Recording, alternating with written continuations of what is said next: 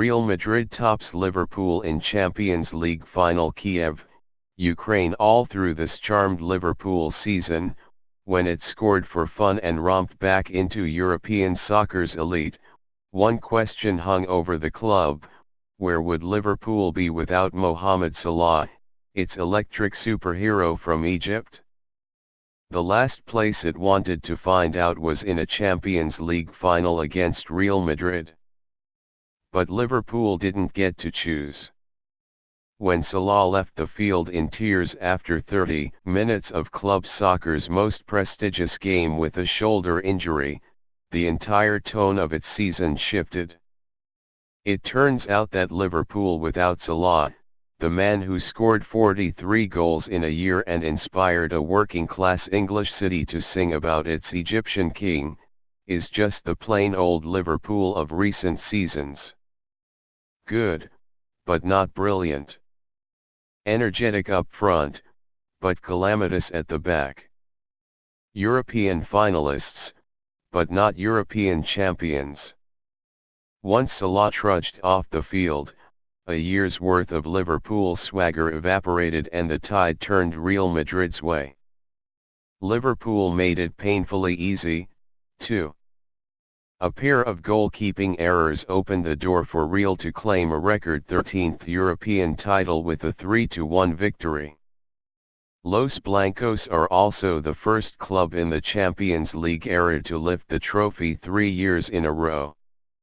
Liverpool fans will spend a long time considering the play that knocked Salah out of the match. It came when he was yet again running right at the Real Madrid defense and tangled with Real captain Sergio Ramos. The two men locked arms and Ramos appeared to pull him to the ground without releasing him. Liverpool manager Jurgen Klopp said the challenge was like wrestling a little bit. Salah tried to play on, though he already knew something was wrong. He broke down in tears, certain that his night was over and worried his trip to the World Cup next month was in jeopardy. Salah was immediately taken to a hospital for X-rays on his shoulder and collarbone.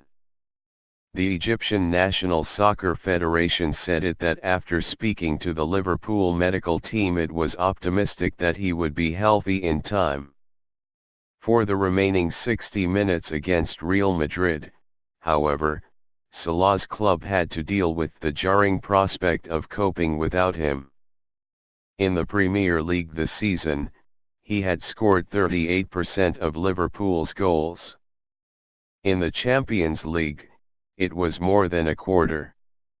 To describe him merely as essential would be a greater Liverpudlian understatement than saying the Beatles were only kind of popular. Of course it was a big moment in the game, Klopp said of Salah's exit. The shock of the boys was obvious. Until that point, Liverpool had registered 111 touches in the opposition half of the field, nearly twice as many as Real's 57. But with Salah gone, the attack went to pieces and Madrid seized the momentum. Between Salah's 31st minute exit and half-time, Real racked up 149 touches in the opposition half. Liverpool managed just 7. Real smelled blood. The club had appeared to reach the final on the sheer conviction of its own greatness.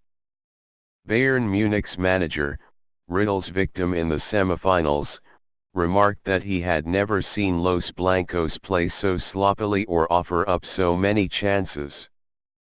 And yet, Bayern still collapsed. No team in Europe is so certain every season that winning the Champions League is its absolute right. The truly remarkable thing about that real certainty is that everyone else seems to be aware of it, too. And then they make mistakes to reinforce its small acts of accidental deference.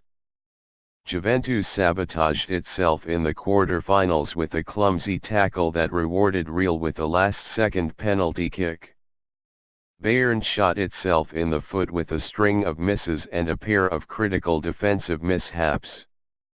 Then, on Saturday night, Liverpool joined the club. Just as Real ramped up the pressure, Liverpool goalkeeper Loris Karius utterly folded. In the 51st minute, he attempted the routine play of rolling out the ball to a defender, but failed to account for Real striker Karim Benzema lurking nearby. Benzema casually stuck out a leg, blocked the ball and practically giggled as it rolled into the net. In their disbelief, the Liverpool players appealed to the referee for some sort of foul. There was none. Liverpool tied the game 4 minutes later through Sadio Mane, though the club's attack lacked its typical menace. Under normal circumstances, the three-man axis of Salah, Mane, and Roberto Firmino would have created trouble with their unpredictable movement and high press. Without him, the English club inevitably dropped too deep. I don't know what would have happened if Mo could have played on. Nobody will know that. But everyone saw the first half hour, Klopp said. We were the opponent that everybody would have expected. We played good football. The relief that came with Liverpool's equaliser was short-lived.